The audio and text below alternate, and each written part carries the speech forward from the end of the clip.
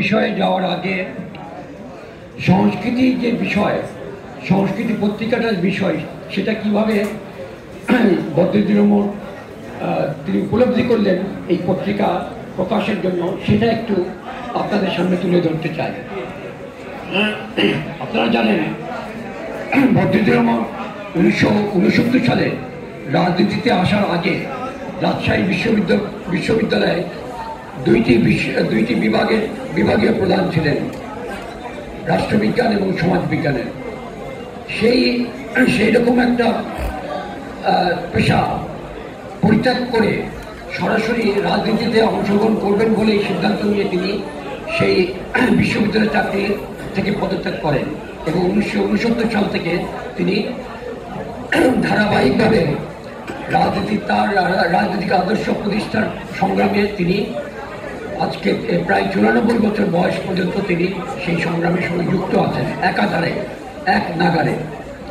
1971 সালে মুক্তিযুদ্ধের সময় বামপন্থীদের বিভিন্ন মারাত্মক ভুলের পরিণতিতে তিনি যখন দেখলেন যে এইভাবে বিষয়টাকে করা সম্ভব না, রাজনীতিকে অগ্রসর হওয়া সম্ভব না, বাংলাদেশের বামপন্থী আন্দোলনকে এগিয়ে নিয়ে যাওয়ার জন্য যেটা প্রয়োজন সবচেয়ে বেশি তিনি উপলব্ধি করলেন, যেই সমাজকে আমরা পরিবর্তন করতে চাই, যেই রাষ্ট্রকে পরিবর্তন করতে চাই, সেই রাষ্ট্রকে যদি আমি পুঙ্খানুপুঙ্খভাবে না জানি তাহলে সেই রাষ্ট্র বা সমাজকে পরিবর্তন করতে পারবো না, ব্যর্থ হব, প্রতি ক্ষেত্রে ব্যর্থ হব। এই ব্যর্থতার কারণ তিনি উপলব্ধি করেছিলেন এবং বামপন্থী আন্দোলনের যে ব্যর্থতার সঙ্গে তিনি এটাকে এই সংযুক্ত যে আছে সেটা তিনি অত্যন্ত গভীরভাবে উপলব্ধি করেছিলেন। 1972 সালে তিনি তার যে কমিউনিস্ট পার্টি করতেন তৎকালীন পূর্ব পাকিস্তান কমিউনিস্ট পার্টি, সেই কমিউনিস্ট পার্টি থেকে পদত্যাগ করার পরে অনেকদিন রাজনীতির সঙ্গে সম্পর্কিত না হলেও তিনি রাজনৈতিক বিষয়ের সঙ্গে সম্পর্কিত ছিলেন।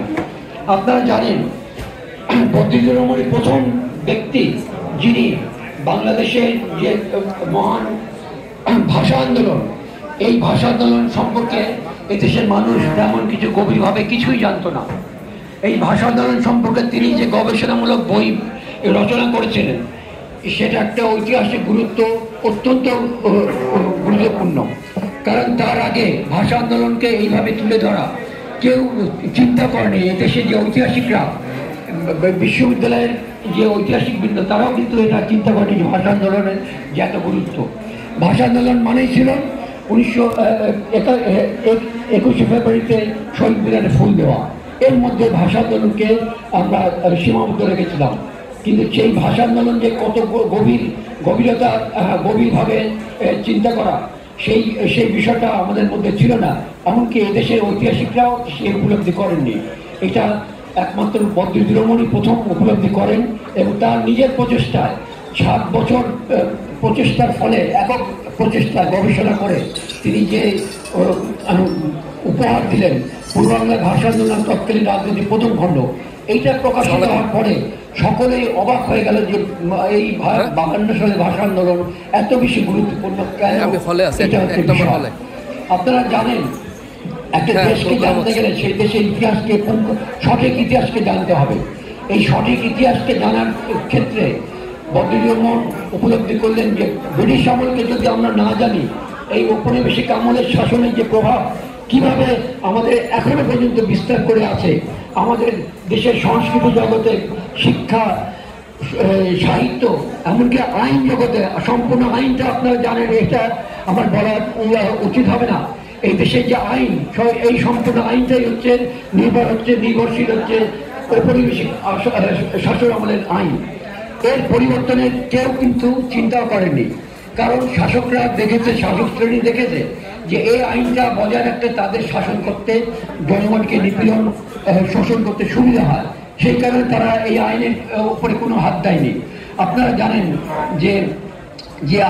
যে আইনের মাধ্যমে শাসকরা আমাদের জনগণকে নিপীড়ন করে, সেটা হচ্ছে প্যানেল কোড। এই প্যানেল কোড সম্পর্কে কেউ কিন্তু কোনো উচ্চবাচ্য করেনি। একমাত্র বদরুল ওমরই তিনি উপলব্ধি করে এবং বলেছেন যে এই প্যানেল কোডটা যদি পরিবর্তন না করা হয় তাহলে জনগণের উপর নিপীড়ন, শাসক শ্রেণী এই যে নিপীড়ন সেটা বন্ধ করা যাবে না।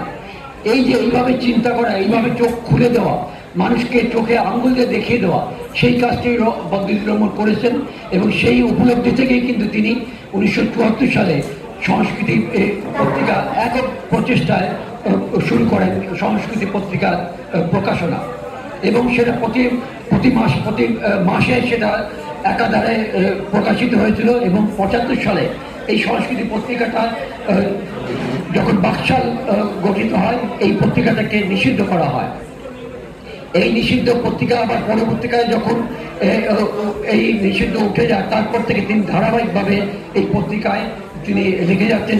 শুধু তিনি নিজে না, সকলকে তিনি উদ্বুদ্ধ করেন যে সমাজ সম্পর্কে, এদেশের সমাজ, এদেশের অর্থনীতি, এদেশের রাজনীতি সম্পর্কে সঠিকভাবে উপলব্ধি বিশ্লেষণমূলক মানে আলোচনা এবং প্রবন্ধ রচনার ক্ষেত্রে তিনি উদ্বুদ্ধ করেছিলেন।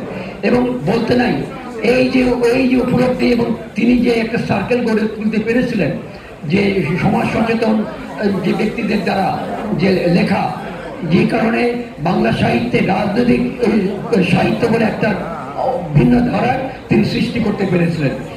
এই বিষয়গুলোকে আপনারা অত্যন্ত উপলব্ধি করবেন। দেখেন এখন যে পরিস্থিতি, বাংলাদেশের যে পরিস্থিতি, এই পরিস্থিতিতে কি কারণ, এই যে মূল্যায়ন, বদরুল ওমর প্রথম থেকে উনি বলে এসছেন যে বাংলাদেশের সমাজ পরিবর্তনের ক্ষেত্রে মানে গণ অভ্যুত্থান ছাড়া এর কোনো বিকল্প কোনো উপায় নেই। এখানে যে সাংবিধানিক ধারা, সংবিধান কারা করেছে? সংবিধান তো শাসক শ্রেণী তাদের নিজেদের স্বার্থে করেছে। 1972 সালের সংবিধান আপনারা দেখবেন কত বিপরীতমুখী সাংঘর্ষিক বিষয়গুলো নিয়ে এই 72 সালের সংবিধান রচিত হয়েছিল। কিন্তু সেইটাই 1972 সালে সংবিধান রচনা হওয়ার আগেই তিনি দেখিয়ে দিয়েছিলেন যে এই সংবিধান যদি রচিত হয় এটা পরিণত হবে এক নায়কতন্ত্র। এবং 1975 সালে মাত্র 2-3 বছর পরেই তার কথাটা, তার ভবিষ্যৎবাণী সঠিকভাবে প্রমাণিত হয়েছিল। এই যে বিষয়গুলো, তার যে বক্তব্য, তার যে সুচিন্তিত মতামত, এইগুলো আমরা এখনো পর্যন্ত তিনি সমানে দিয়ে যাচ্ছেন। আজকে এই যে গত আগস্ট মাসে যে গণ অভ্যুত্থান হলো, তিনি এই গণ অভ্যুত্থানকে বিশ্লেষণ এইভাবে করেছেন, এটা গণ অভ্যুত্থান হয়েছে ঠিকই, এটা এই দেশে এই যে ফ্যাসিবাদী শাসন মানে এই 15 বছরে হাসিনা যেইভাবে নির্যাতন করেছে, সেই নির্যাতনের বিরুদ্ধে প্রতিক্রিয়া হিসেবে এটা গণ অভ্যুত্থান হয়েছে। কিন্তু শোষণ, নির্যাতন এবং শোষণ, এই শোষণের বিরুদ্ধে কিন্তু গণ অভ্যুত্থান যদি হতো তাহলে সমাজের পরিবর্তন হতো। যেই কারণে আজকে আমরা সবাই বলছি যে এটা এই গণ অভ্যুত্থানের ফলে শাসক পরিবর্তন হয়েছে, কিন্তু ব্যবস্থা তো পরিবর্তন হয়নি। কারণ ব্যবস্থা পরিবর্তনের জন্য এই গণ অভ্যুত্থান হয়নি, সেটা বদরুল ওমর সঠিকভাবে তিনি দেখিয়ে দিয়েছেন। এই জন্য প্রয়োজন হচ্ছে এখন আমাদের, তিনি বলছেন যে এখন আমাদের এই শোষণ এবং শাসন ব্যবস্থা, যে ব্যবস্থা, সেই পরিবর্তনের জন্য গণ অভ্যুত্থান আমাদের করতে হবে। সেই দৃষ্টিভঙ্গি থেকে সেই প্রচারের ক্ষেত্রে তিনি বিভিন্নভাবে বিভিন্ন সময়, যেমন তিনি এই তার যে পত্রিকা সংস্কৃতির মাধ্যমে যেমন তিনি লিখে যাচ্ছেন, বিবৃতি দিয়েছেন, সাক্ষাৎকারে আপনারা দেখবেন যে এই আগস্ট মাসের গণ অভ্যুত্থান পরে তিনি যেসব সাক্ষাৎকার দিয়েছেন অত্যন্ত গুরুত্বপূর্ণ, যেসব বিবৃতি দিয়েছেন, লিখেছেন অত্যন্ত গুরুত্বপূর্ণ, সেগুলির বিষয় নিয়ে, সেই সকল বিষয় নিয়ে আমরা আবার মানে বই আকারে আমরা প্রকাশ করতে যাচ্ছি। সেটা পড়লে আপনারা দেখবেন যে কিভাবে তিনি স্বচ্ছ ধারণা দিয়ে তিনি জনগণের সামনে এই বিষয়গুলোকে উপলব্ধি মানে তুলে ধরেছেন। আমি আশা করব আপনাদের মতো বিজ্ঞ জনের ক্ষেত্রে এত বেশি বলার মানে প্রয়োজনে নাই মনে করি। আপনারা নিশ্চয়ই উপলব্ধি করবেন এই দেশের মানুষের, এই দেশের জনগণের, এই দেশের মুক্তি সঠিক পথ অবলম্বনের জন্য এই দেশের আইনজীবীদের অত্যন্ত গুরুত্বপূর্ণ ভূমিকা পালন আছে আর কি। সেই ভূমিকা পালন আপনারা নিশ্চয়ই করবেন। জনগণের দিকে তাকিয়ে এই দেশের মুক্তির জন্য আপনারা সেই ভূমিকা পালন করবেন, সেই আশা রেখে আমি আমার বক্তব্য শেষ করছি। সকলকে ধন্যবাদ।